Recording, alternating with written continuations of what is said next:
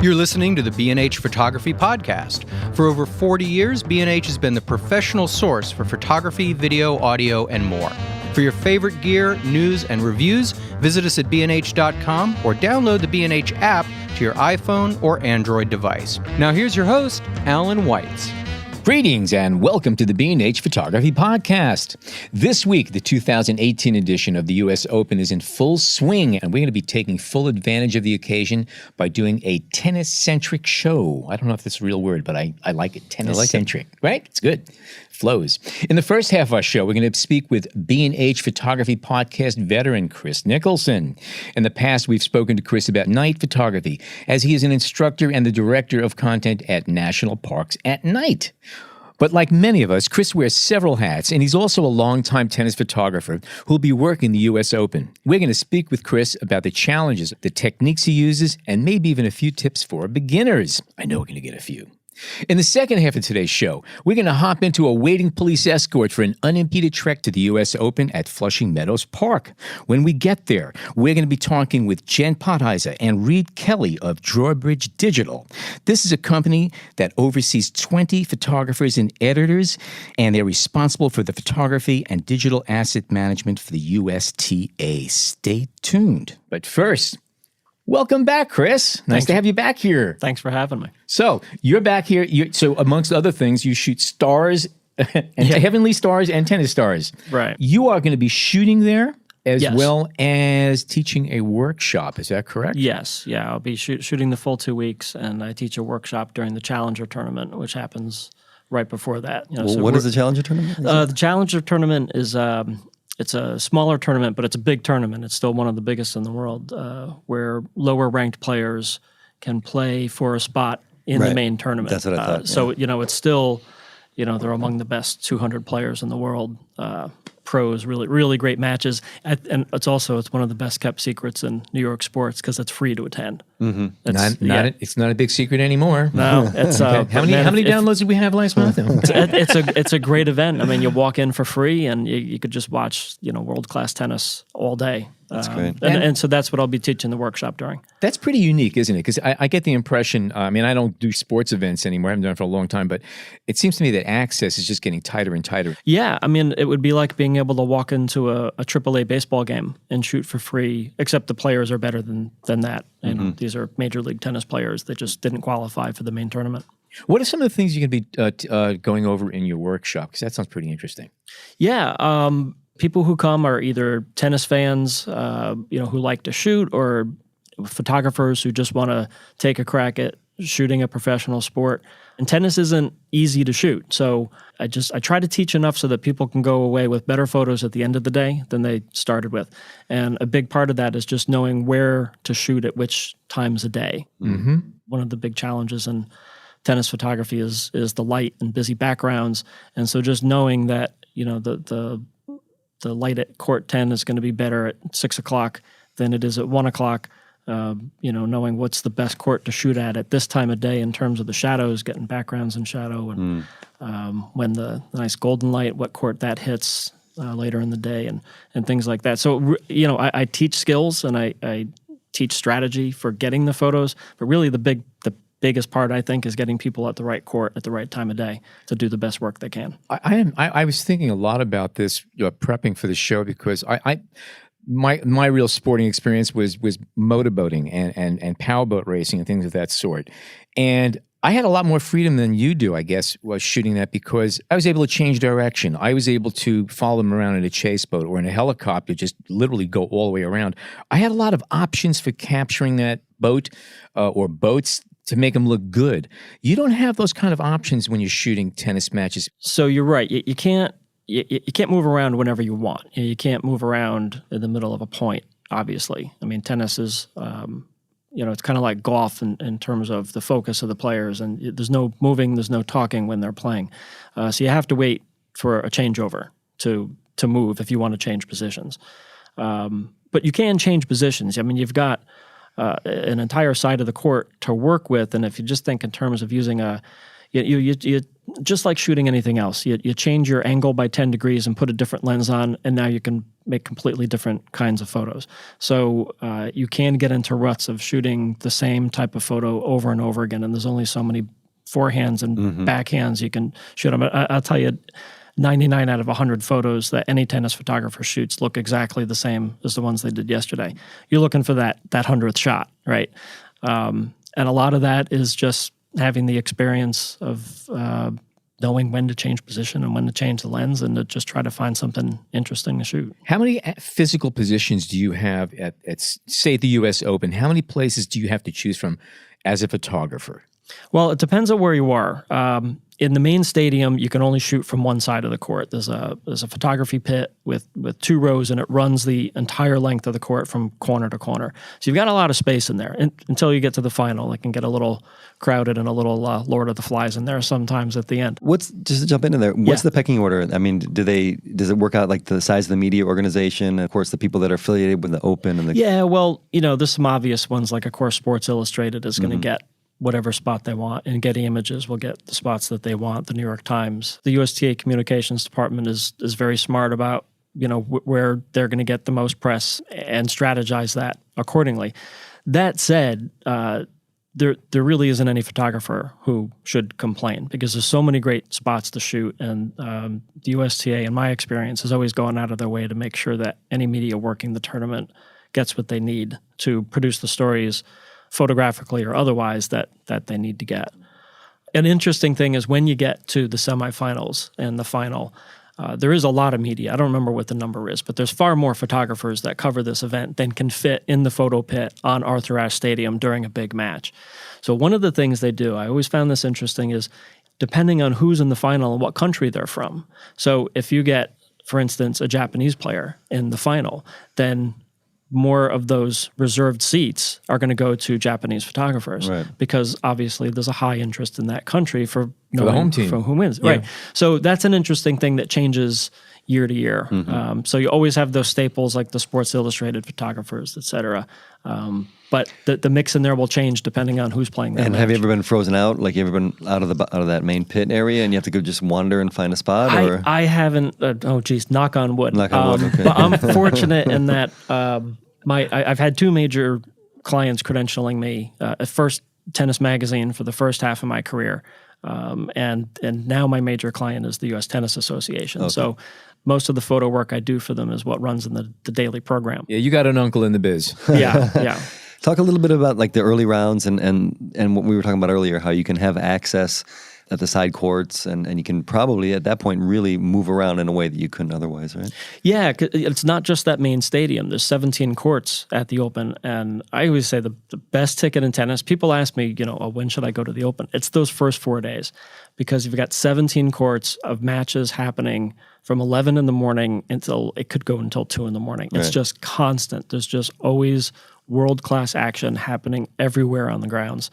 And that's exciting for a fan, and it's exciting for a photographer too. If you just want to bring your camera and shoot all day, that's the time to do it. Absolutely. That sounds pretty cool.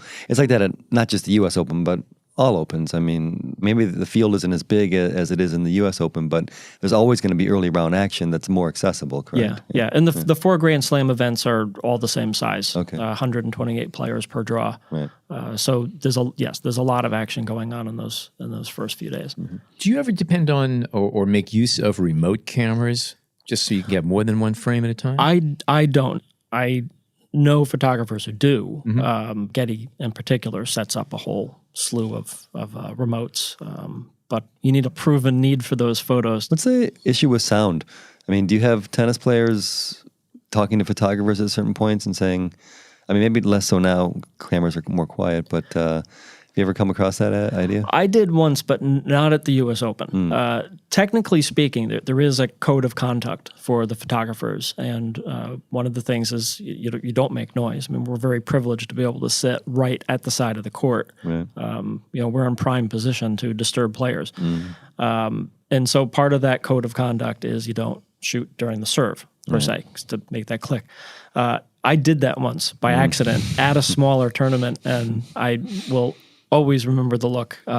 Pete Sampras was in the middle of a serve. Oh, wow. And sometimes you're focusing, right? And you've got the shutter button halfway down, and sometimes you just push a went up little by- too yeah, hard, of and you course, shoot it by of accident. course, yeah. And that's what happened. He had tossed the ball, and the camera went, and he caught the ball and just looked right at me. I mean, he knew exactly where that click came from, and he just glared at me, and what am I can't run out and apologize, right? But it was completely You an just accident. point to the guy next to you. Go, Yeah, keep exactly. going like this.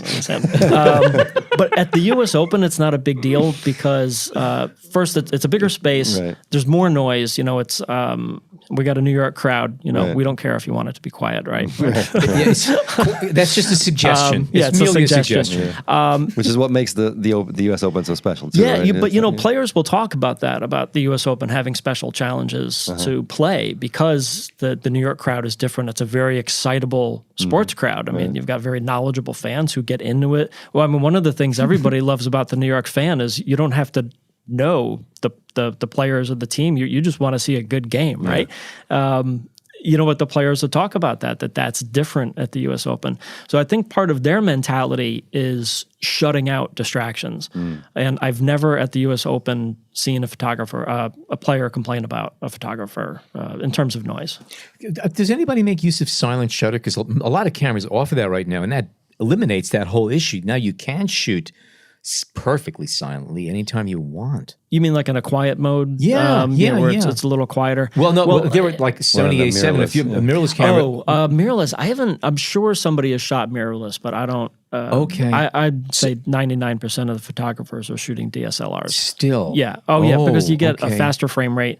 But the big thing is the mirrorless cameras use a different autofocus. So the phase detection autofocus is better for tracking that fast motion as of now. So the mirrorless uses contrast-based, right? Well, I know that, mirrorless Yeah. used to be terrible, but it's caught up a lot, but it's still not at ringside or Yeah, courtside. I would say, even with the high-end DSLRs, there's ones that tennis photographers in particular won't use because the ratio of frames in focus to not in focus isn't good enough. I shoot primarily with the D5 and very rarely have a photo that's out of focus unless it was my fault. And do you use continuous burst mode a lot when you're shooting? Or? I always have it on. Right. I don't always use it. I want it on for the option to be able to shoot a sequence, but I'm usually shooting single frames. And I've tried both strategies because and there's nothing wrong with either strategy. Some photographers, some sports photographers will just lay on the shutter. Something happens and they'll lay on the shutter and get 20 photos to pick from. And that's fine. You're guaranteeing yourself something, right? I tried that at one point in my career. In fact, I spent an entire U.S. Open with that strategy just to see what happens. Is this good for me? And what I found is, for me, I ended up at the end of the tournament with the same exact number of good photos, but a lot more to edit. A lot of editing. Right. Oh, yeah. So I figured if I'm going to get the same yield anyway, let me just use the method I always have of picking my moments to shoot, which also for me has more creative satisfaction. Sure. Because instead of lucking into the good shot, I decided when to shoot it, and I created it. Right. So that's why I go fishing with a shotgun. So you really, I mean, I guess it depends on the tournament and the time and the place and the noise, but you are reluctant to shoot during a serve? Is that... Not at the U.S. Open. It's funny because I still feel a little weird about it because traumatized. I used to shoot more... I don't really shoot small tournaments anymore, but I used to early in my career. I worked at Tennis Magazine for 10 years, and I shot more smaller tournaments there. So it's always something that's still in the back of my head, but I know at the U.S. Open it's okay. Yeah. The only time that you might not want to do it is if you are shooting bursts. And you had asked about the quiet mode. Oh, yeah. If you're shooting for a magazine like Tennis and you're shooting an instruction article, you might need a sequence. Yeah, that's right. And shooting like that in a serve, I could see. Again, I haven't seen a player complain about it, but I absolutely would understand if that being more distracting than just a few random clicks. There's a Japanese photographer. I've seen him shooting at the U.S. Open for 20 years, and I've never actually met the guy. But he uses a blimp on his camera because he shoots for one of the Japanese tennis magazines, and as far as I can tell, all he does for the tournament is shoot sequences, and he'll move around to different spots in the stadium in the pit with his camera in this big leather blimp.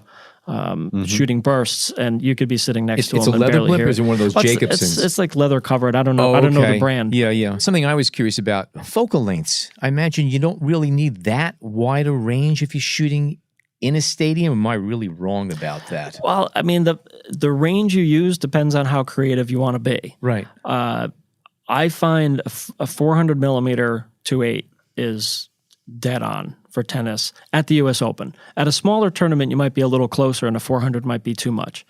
Now, how are you filling your frame with that's actually longer than I thought you'd really need. So it's 400 millimeter from where you usually shoot from. How much of your subject are you seeing? I mean, is it a head and shoulder? Is it waist up? What do you see at 400 millimeter? Well, it depends on where you're shooting. Yeah. So if I'm shooting from the other end of the court, then that could be almost full body in the frame. With some space. There's one thing I'm thinking about with tennis is if I have the full body in the frame, you also have to think about what happens on the backswing, or if the racket goes high over their head, or if they're hitting it. You need to leave extra space for other things to happen, right? But if the player's on the same side of the court as me, then that would be about a half body shot, which gets very difficult because tennis is a fast sport. I mean, you're shooting your shutter speeds to freeze them. I mean, you're talking a minimum of 0.12 of a second to freeze the action. And really 1600, 2000 if you really want crisp action, which you don't always. Sometimes you like a little blur. But the point is, it's a fast sport. So if you're framing somebody a half body and trying to get that ball in that tiny, tiny fraction of a second that it's going to be in the frame, it's difficult. But those photos are very dynamic. And it's funny you mentioned that it's a longer focal length than you would expect, because I didn't expect that focal length early in my career. Again, I started at Tennis Magazine. I was very fortunate. My first job there was working in the library, and a big part of my job was organizing the photos in the library. So I would get to study them just day in and day out. And I knew the photographers I liked. And when I finally, when I got to shoot and became friends with some of them, one of the things I would do is just sit next to them in the pit and try to figure out why are they doing what they're doing. I remember watching Karen Levy, who she's not really shooting tennis anymore, but she was one of the best, absolutely one of the best. And I would see her shooting courtside, shooting with a 300 or 400 millimeter lens, like right at a player who was 30 feet away. And I was, what the heck is she doing? I can't imagine. So I would go out there and try the same thing, and just see what I could make of it. So, that's what she's looking for. And so, yes, and a 300 or 400 millimeter most of the time. But like I said, you can be more creative than that. There's another longtime tennis photographer, Mel DiGiacomo, who lives in the New York area. Sure. And I hardly ever see a telephoto on his camera. He's all wide angle. He shoots in a very classic, almost photojournalistic, artistic style. It's just beautiful black and white work. And his photos look completely different than anybody else because, he might put a 15 millimeter on and shoot a whole match like that.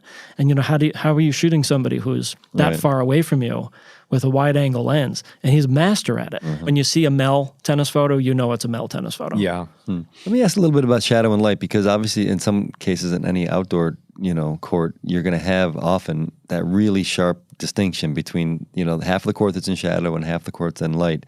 How do you work that? How do you find the angles that are better for you? And I approach tennis photography in the same way that I approach landscape photography, which was a conscious decision that I made maybe about 5 or 6 years into shooting sports, where I just started kind of thinking of it in the same terms. I said, everybody kind of shoots sports the same way. What can I bring different to it? And I said, well, there's this whole other genre that I love to shoot. What can I bring from that? And it plays into exactly what you're asking about in terms of looking at the light and paying attention to the backgrounds and trying to create pretty photos that happen to be a sports photo, right? Part of that challenge is most of the tennis matches are happening during light that we would normally not shoot in, right? 1 o'clock in the afternoon on a sunny day in a place with a busy environment with a lot of people wearing white and hats that are casting shadows. It's called dynamic range hell. Yeah, that's a good, that's a good, white towels on the ground in the corner of the court. There's just so many background distractions to worry about. So one of the things I'll look for at that time of day is to shoot backlit, right? Because that helps. You got to open up, which reduce the contrast a little bit. Another thing is if I see a backcourt, that back wall of the court in shadow, that's my background. Use a nice long lens to isolate the player against that shadowed background and get them side lit. And now even at 2 p.m, I can create a photo that the final version looks like very dynamic lighting, and they really pop. That subject pops. Something I'm curious about. I'm not a tennis buff. I've seen it. I know it. I recognize a tennis game when I see one. Tennis match, a tennis stadiums, at least the professional stadiums, are they designed and laid out in a way that the sun would be side light on the main courts, or are you in situations where in the morning some person is totally backlit, in the afternoon the other person is totally backlit? Well, depending on what time of day you're shooting, you might have a shadow moving across the court and all that, which can be a challenge, but can also be an artistic opportunity. And that's how I would say, look at it. That's one of the things I would talk about on the workshop. Is let's use that shadow. Right. Pay attention to where the player is going to be. And in fact, a lot of times you get a lot of shadows on the court. If you get mixed shadows on the court, that means you also have mixed light on the court, which can be very dynamic. And you might spend 10 minutes not shooting, waiting for the player to run into the right spot. But that 10 minutes is well spent when that player does run into the right spot, into that tiny bit of light in a court full of shadow. Yeah. And what a great artistic image you can make. Some of the there. greatest shots are when you see that long shadow, like, the arms up, ready for a stroke, and that long shadows following them. Yeah, that's cool. What about night games and the lighting, stadium lighting? Any challenges? Anything? Is it easier? It's easier now. Yeah. It used to be, before digital, nobody would shoot the night matches unless it was a huge match. You might have an Agassi-Sampras match, and you say, well, of course we're going to shoot that. We don't care what the light is, But even then, you've got to shoot fast shutter speeds. You'd have to get, the standard was you would shoot Fuji Press 800 and push it 2 stops, and it looked not good, Looked like, but 800 speed film push 2 stops back in the day. Yes. And but that's the best you could do. Now, the cameras are so good and the lights are better. So that combination, I'm still kind of pushing the limit of the camera, but I can go out there and shoot at ISO 1600. With a good camera like the D5 and get crisp images that look good on a glossy color page in the program and still get a decent shutter speed. The lights are better.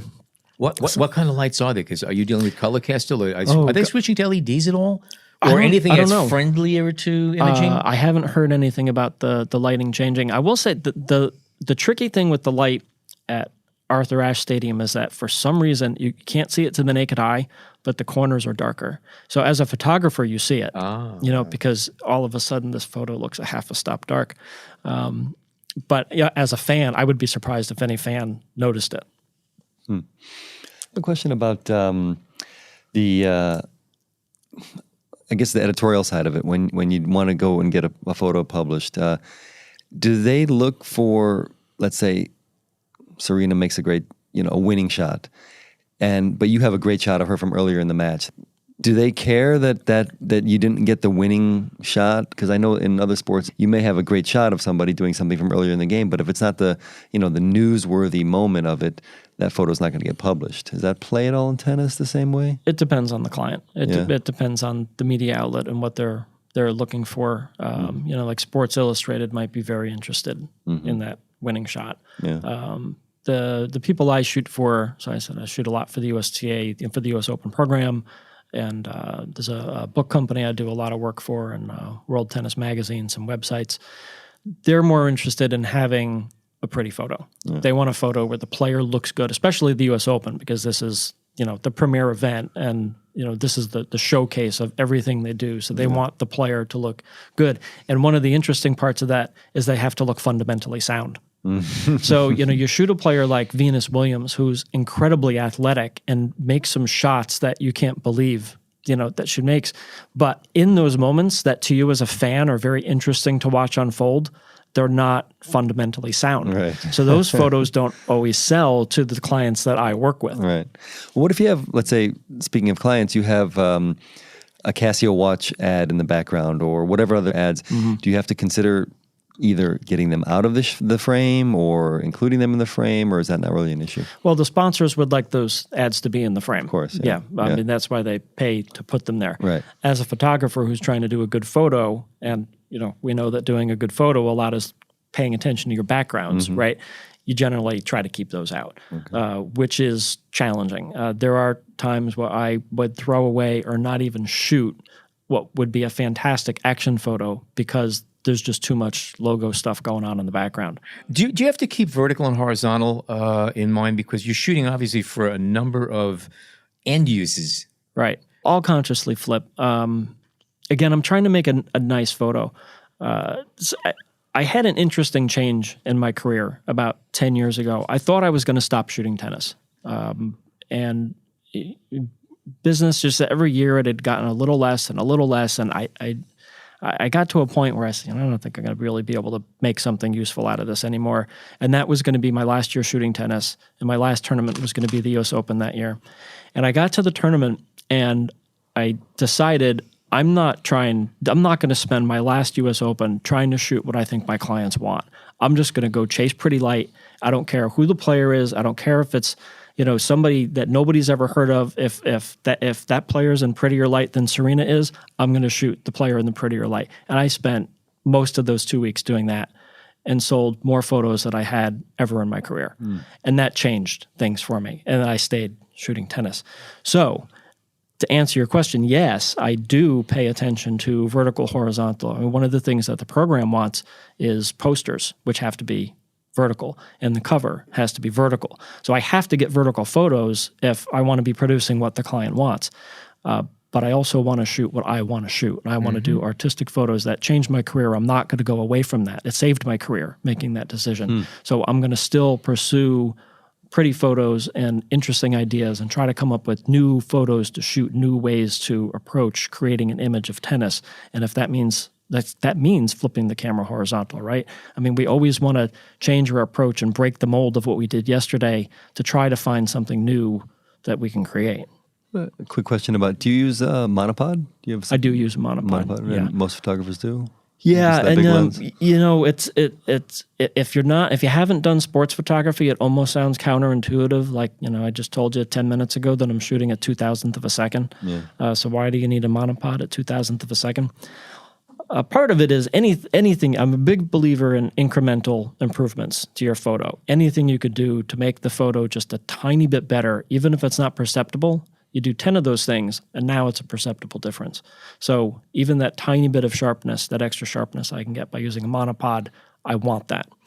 The other part is a 400 millimeter lens is not something that you put in your pocket and carry around with you all day, right? It's heavy. It's not too heavy to lift right now and use for a few minutes, but let's try walking around for a few hours. 90-degree day at the U.S. Open, walking on pavement, and you're shooting for 14 hours. You don't want to be hand-holding that camera for all that time.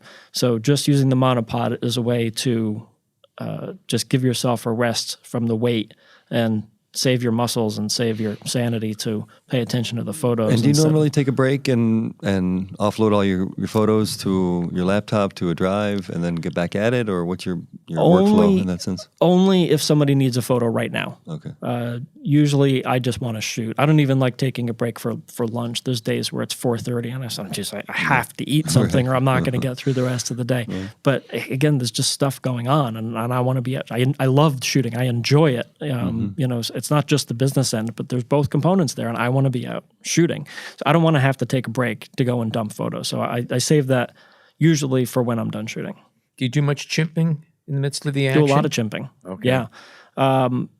Chimping has a bad reputation, but if you do it responsibly, it improves your photos. And again, so we talked about how timing in tennis can be really hard. Really a tiny fraction of a second is the difference between a photo that gets published and a photo that ends up in the trash. Just a fraction of a second. So imagine you're tired, or you couldn't have coffee that morning, or you got into a fight with your spouse, or your kid got a bad report card. Anything that's on your mind could change your timing enough to have bad photos.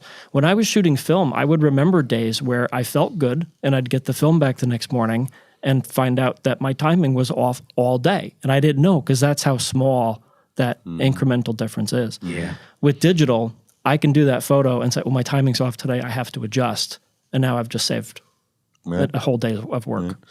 And a reputation. And reputation. I'm just thinking about, imagine your timing is perfect, and then, what the tennis player makes one of those faces, which I'm sure they make all the time, with one eye is closed, their mouth is like this, their face is like that, and then the photo is, it may be useless to you because, it's a great shot in every aspect except for they have this horrible face. Yeah. And you might have an idea for a photo too, right?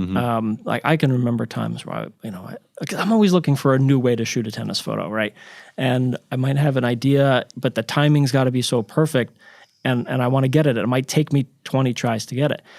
As much as I talk about how tennis is difficult to shoot, one of the things that makes it a lot easier is that a tennis player is going to do the same thing 100 times in a match. So if you have an idea for a shot you want and you blow it, and you can't figure it out, you have 100 more times to work on it and get it right. So there's definitely times where I've had an idea and I couldn't get the timing right or couldn't get the angle right, and I would chimp, and that's how I knew I didn't have the shot, and I knew how to adjust, and I'd work on it and get it. That's good advice. What about just shooting around the courts? Do you find a lot of images of towels and a tennis bag and all those kind of like side shots that don't have to do with the action? Do you shoot much of that, or is that just a waste of time? Ambiance photos is what that's what we used to call them at Tennis Magazine, and it was a big deal. We were always looking for those. If a magazine is doing an article about an event, it's not all about the players, right? There's an experience to be had there. There's a lifestyle, and they need photos to illustrate that. The U.S. Open program uses those, because that's part of what they're selling is the experience of being there. So there's absolutely a call for those photos. If there's not a match going on, but the light's pretty, absolutely, I'll walk the ground and I'll look for things. It gets challenging, especially, I've shot the U.S. This will be my 22nd or 23rd U.S. Open that I've shot. And the grounds change, but not so much that every year I'm saying, oh, look at all these new photos to do, right? It gets hard after a while to find. I know that's one thing I found when I was shooting, and especially if I was doing the same subject matter for a long stretch of time. What are some of the things you've done to sort of freshen up your eyes? So there's actually been a couple of years where I said, I'm not shooting any ambiance this year just to get away from it and then come back, with fresher eyes another time. There's been times I've tried, just try something that photographers don't do or that sports photographers don't do. I remember one year I had made it a point. I said, I'm going to find some rules to break. The old bad boy comes out. Find a rule to break. And I remember I'm in the middle of this tournament, and I was up in the upper reaches of the stadium shooting down on the court. And I got up there and I said, okay, I've got to go to the left so that I'm not shooting backlit. And I said, wait. My whole point this year was to find rules to break. I'm going to go to the other side of the court and shoot backlit. Now, when I say backlit, this is the sun bouncing off the court and right into the camera lens, which is just, why? Why would you put yourself through trying to figure out that exposure and deal with that? And so I'm up there with a big lens, and I had a drop-in polarizer filter.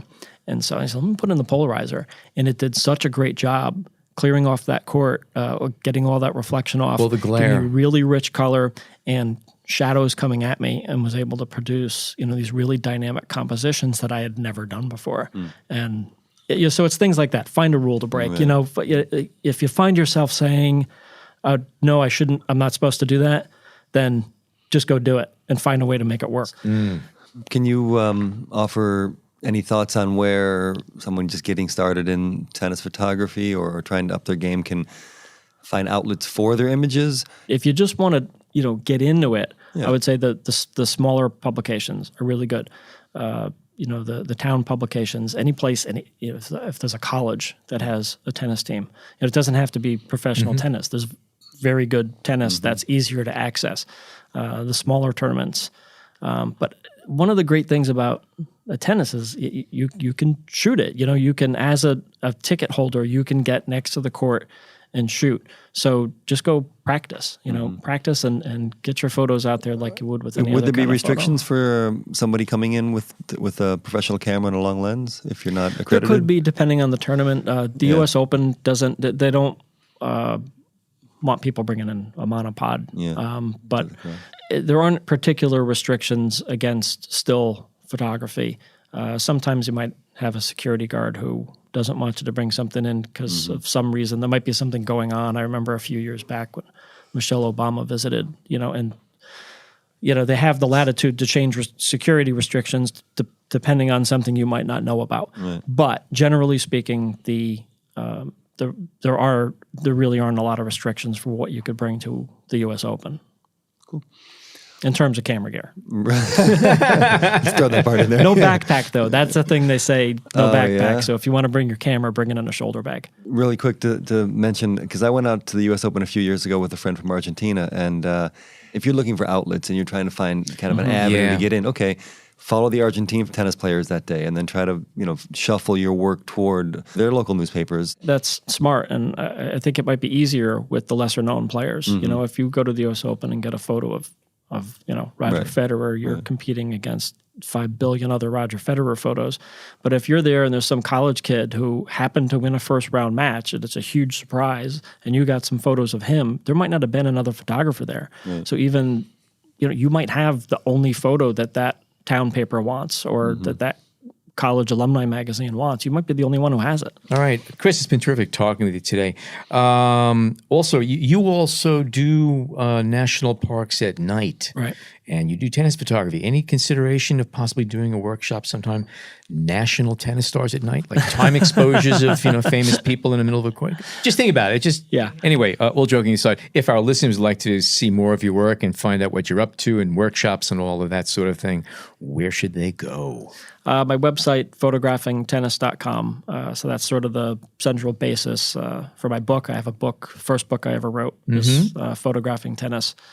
And on there is linked to all my social media, including Instagram, where I'll be posting to Instagram several times a day during the U.S. Open, some action photos, but also some kind of behind-the-scenes stuff, so you can kind of see what it's like to be in the photo pit.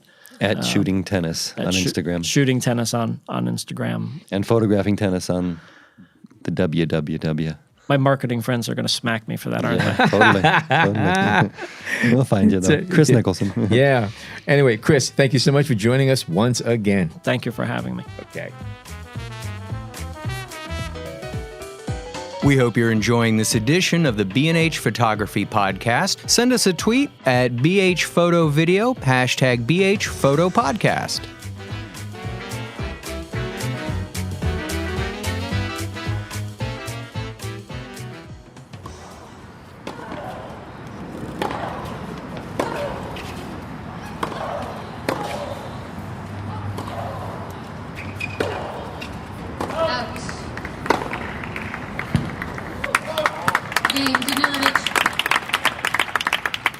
Okay, we are back, but we're not only back, we are at the U.S. Tennis Association Billie Jean King National Tennis Center in Flushing Meadow, Queens. It's opening week at the U.S. Open Grand Slam Tournament, and we are speaking with Jennifer Pottheiser and Reid Kelley of Drawbridge Digital. It's nice meeting you guys. Thanks for having us. Now, Jennifer, you're a photographer, right? I am. Now, Reid, you're not a photographer. You are? I'm not. I used to be in the military, and I'm one of the founding partners at Drawbridge Digital and do a lot of work on the software engineering and operations side. Okay. You guys are in charge of X amount of photographers and editors.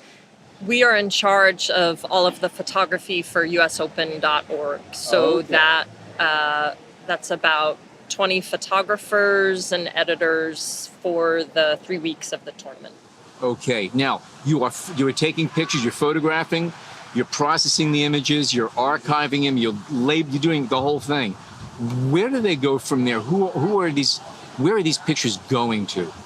Yeah, so that's a great question. They go from the photographers to our editing team. The editing team adds all of the appropriate metadata. They upload them to the U.S.T.A.'s asset management system, which is powered by Drawbridge Digital. And from there, the content is available to all of the U.S.T.A. staff. So for the immediate, they usually wind up on usopen.org, on the website, on the app, in social media. The public relations team might be pushing content out for work that they're doing. The marketing team might be pushing images out for what they need. I was curious to know, like, you have a lot of needs. I mean, how many of these needs are spelled out in advance? I would say probably about 60% is assigned, 40% is sort of expectation of what our client needs. We'll meet in the morning with the editorial team and we'll find out stories that they're going to do, and we'll assign photographers accordingly. We have other photographers on site who aren't necessarily so action focused.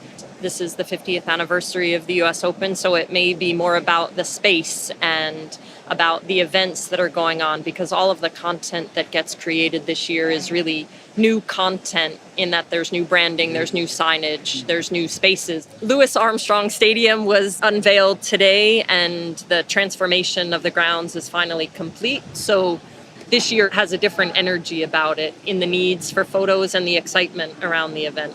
Who are some of the other clients you guys work with? We're also very lucky to work with people like Brooklyn Sports and Entertainment. That's Barclays Center, Nassau Coliseum, the Brooklyn Nets. They are another sports world client we work with to have this nice company-wide standardized media operation is a money save, a time save. It's just a good thing to have for these big companies.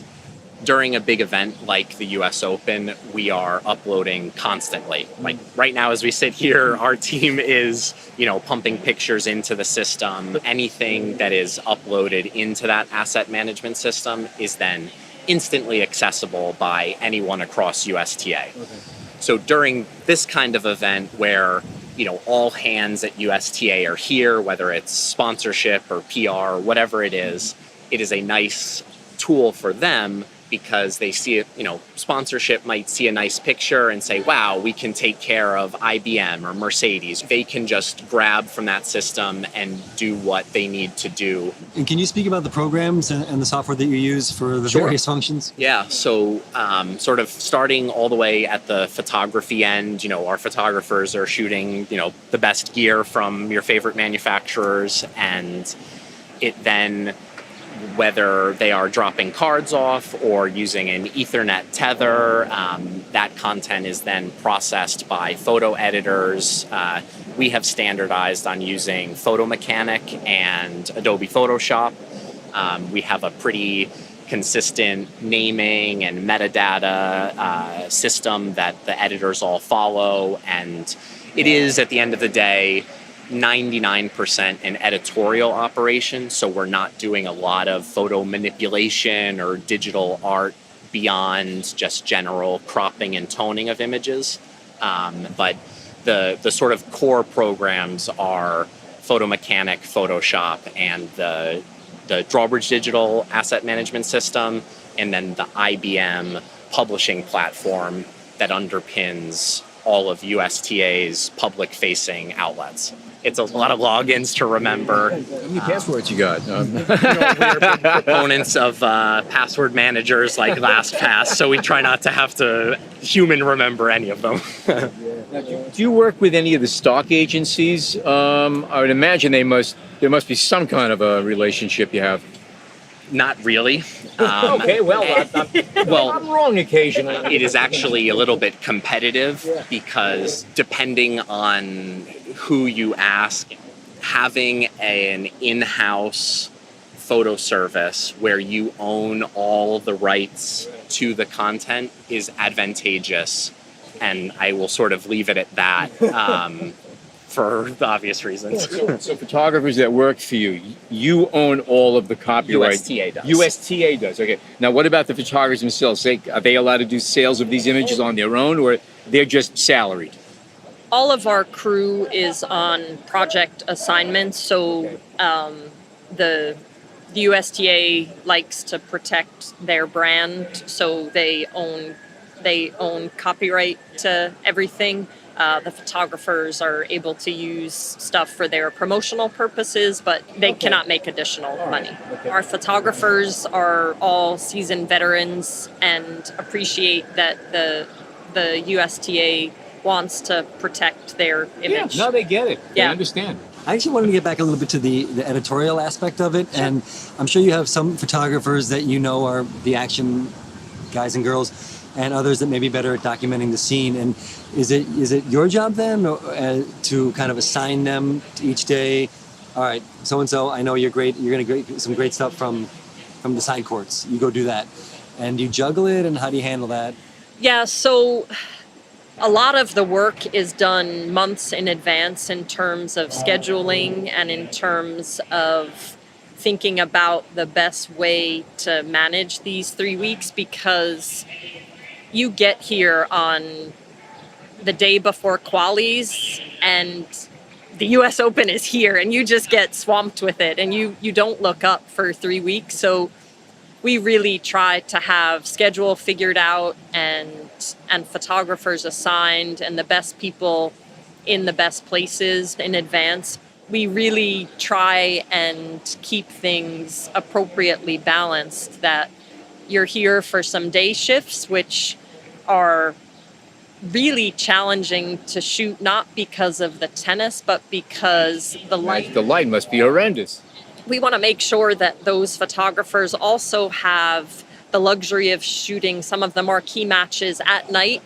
That rotation, I think, really keeps everyone fresh and on their toes, both photographically and emotionally. Well, how important is it to get everybody, all the players? The U.S. Open is kind of known for finding an early favorite and, especially an underdog and having them run through the tournament. So you want to be able to get their first match, their first round. You want to kind of help build these stories too, Absolutely. Right? Yeah, that is a common thing that we talk about in the mornings, like how can we stay ahead of these stories that are unfolding. Let me ask you guys, do you have any relationship with gear companies? Do your photographers shoot whatever they bring? So both Canon Professional Services, Nikon Professional Services, and now also Sony Professional Services, they have a big presence at the tournament and will reach out to our shooters, a month or so in advance and say, hey, what is your wish list on gear and what can we make sure that we have for you? And then we'll connect with those company reps and get gear, and we'll have that available in our office for photographers to try out or just get more comfortable with, or just not put the onus on their own gear. So it's a good opportunity all around for both the manufacturers and for our shooters. Let's say there's a moment that you guys didn't catch. Do you then reach out to one of the other agencies / competitors maybe? U.S.T.A. does have a subscription with Getty Images, and that is their fallback. You guys get portraits of the players. Jen does beautiful championship portraits of the men's, women's, and doubles champions. Early on, when we started this, it seemed like a natural ask to see if we could do championship portraits, and the U.S.T.A., as in a lot of the things that we proposed, they were receptive and said, yeah, sure, that seems like a good idea. So 4 years ago or so, we started doing championship portraits on championship weekend, and that has turned out to be a really nice thing as a photographer and a really nice thing for the U.S.T.A. to have that in their historical archive. So now player agents kind of expect that is just another stop along the media tour. So that has been really great. And I think there have been a lot of things that we've wanted to try and again are really fortunate enough to be able to do. I think last year might have been the first year that we did it, but we asked 2 of our photographers to come and take pictures for the day with their own creative direction. They weren't assigned to a specific match. It was just go play. And the 2 photographers that we asked to do it said that in their 20 plus years of shooting, they had never been on an assignment where they were able to just go take pictures. And they said that it was so much fun and so exciting. And we got amazing, amazing pictures as a result of it. How about drones? Have they come into the conversation yet? We have talked about it in the past. There are some technical considerations with LaGuardia Airport right nearby and not being able to fly the drones. Also, there's some great vantage points here so that even though you might not be able to get drone photography, you might be able to go up to the highest level in Arthur Ashe Stadium and shoot down on a court. You have 20 photographers shooting here for 3 weeks. How many pictures are you actually taking, harvesting?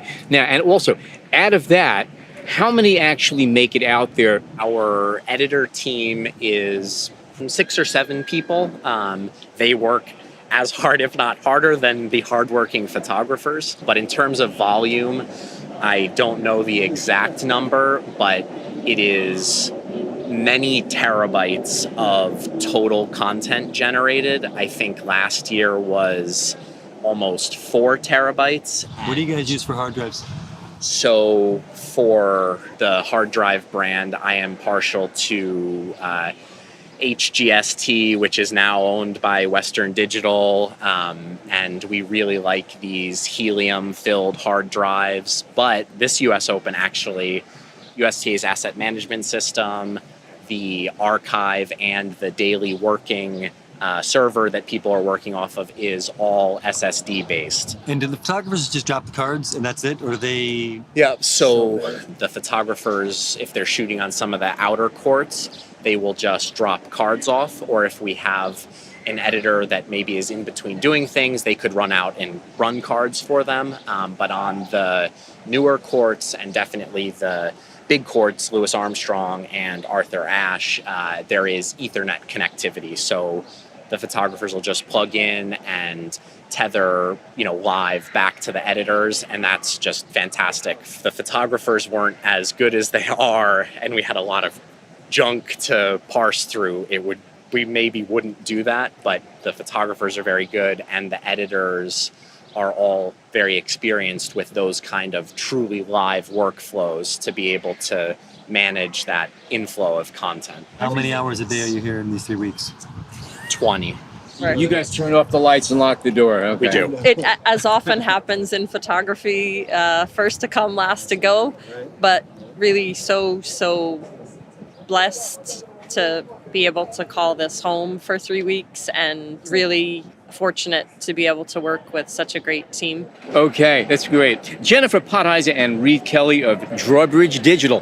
Now, is there a website if folks want to see what you guys are up to and take a look at your work? Definitely, yeah. You can, get in touch with us at www.drawbridgedigital.com or follow us on Instagram at drawbridgedig, just drawbridge DIG, and you can see some of Jen's work. I am at Pottheiser.com. And we'll have lots of amazing content for the next 3 weeks at usopen.org. And their social channels at U.S.T.A., at U.S. Open. You'll see our work. That's where you'll see a lot of the work that is generated here. So definitely follow, subscribe to all of U.S. Open and U.S.T.A. stuff. Cool. Okay. For now, on behalf of John, Jason, and myself, thank you for joining us at the U.S. Open at Flushing Meadow, Queens.